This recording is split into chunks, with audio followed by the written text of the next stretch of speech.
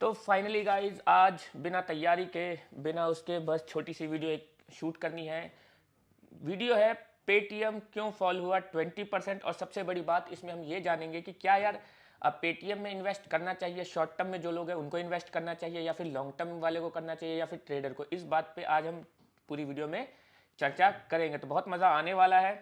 तो चलो सबसे पहले जानते हैं कि पेटीएम का जो स्टॉक है वो 20% क्यों फॉल हुआ। सबसे पहले मैं आपको प्राइस दिखा देता हूँ। प्राइस का आप शार्प फॉल देखिए लगभग 1800 के आसपास था और सीधा सीधा ये 650 से भी नीचे चला गया इसका प्राइस।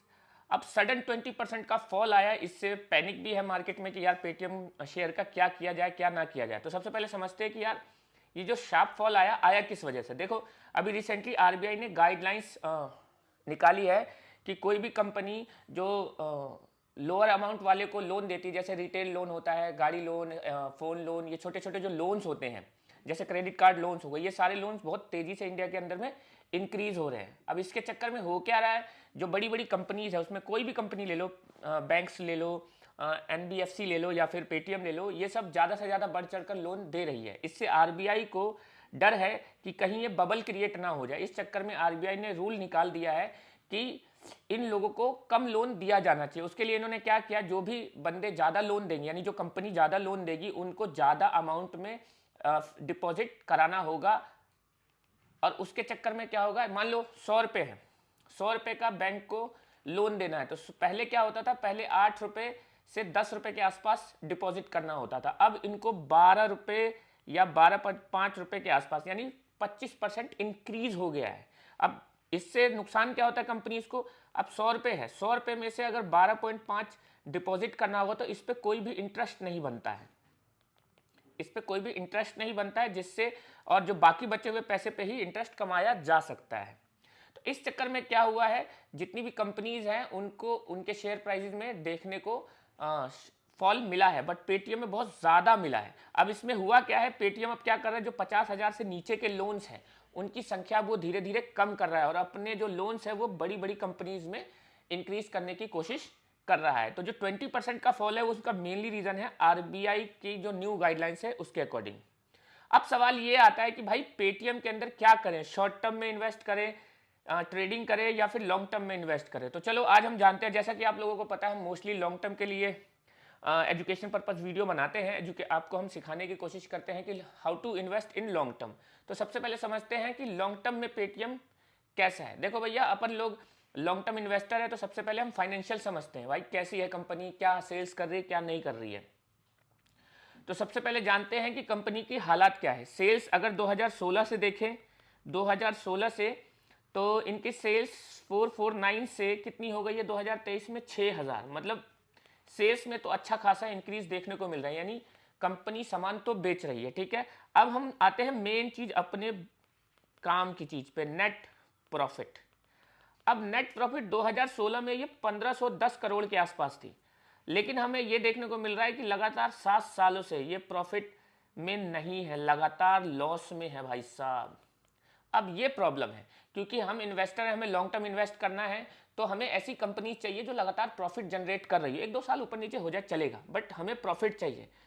अगर कंपनी प्रॉफिट ही जनरेट नहीं कर रही तो हम लॉन्ग टर्म बंदों को ट्रस्ट नहीं आएगा कि यार पैसा। अब सोचो ना यार, ऐसा सोचो आपने एक बंदे को पैसे दिए, उसे बोला चलो चाय की दुकान लगा लो।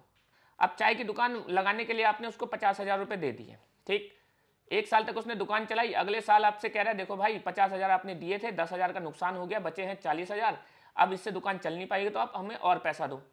आप उसको 50,000 और दे देते हैं, हो जाते हैं 90,000। नेक्स्ट ईयर वो दुकान चलाता है, फिर कहता है यार पूरा चलाया, फिर से 10,000 का नुकसान हो गया। तो क्या आपका ट्रस्ट उस दुकानदार पे होगा? नहीं होगा। क्यों? क्योंकि यार मैं पैसे दिए जा रहा हूं, कुछ प्रॉफिट नहीं जनरेट कर रहा है, तो कैसे चलेगा, हमें ट्रस्ट धीरे धीरे कम हो जाएगा। और पेटीएम लगातार पिछले 7 सालों से नेगेटिव रिटर्न, नेगेटिव प्रॉफिट में है। अब जब जिसका जो प्रॉफिट है वो ही नेगेटिव में चल रहा है तो हम कैसे कह सकते हैं कि उसका प्राइस अबव जाएगा। अब हमें ये नहीं पता कि फ्यूचर में कोई पेटीएम कुछ अलग बिजनेसेस में चला जाए, कुछ नई चीज़ें कर दे ताकि प्रॉफिटेबल आ जाए, तब हम देखेंगे कि क्या किया जा सकता है। बट लॉन्ग टर्म इन्वेस्टर के लिए तो मेरे को यही समझ में आ रहा है कि इसमें इन्वेस्ट करना मुश्किल हो सकता है, इवन डेंजरस भी हो सकता है। इसीलिए इसका शेयर प्राइस आप देखोगे 2021 में 1800 के आसपास, उससे कम में 1600 के आसपास लिस्ट हुआ था और अभी तक ये 600 यानी 60% ये ड्रॉप पे चल रहा है। 60%। तो यार सेल्स बढ़ रहे हैं बट प्रॉफिट नहीं बढ़ रहे हैं, तो इसमें तो मज़ा आएगा नहीं। बाकी ऑपरेटिंग प्रॉफिट मार्जिन देखो, इसमें भी प्रॉब्लम है।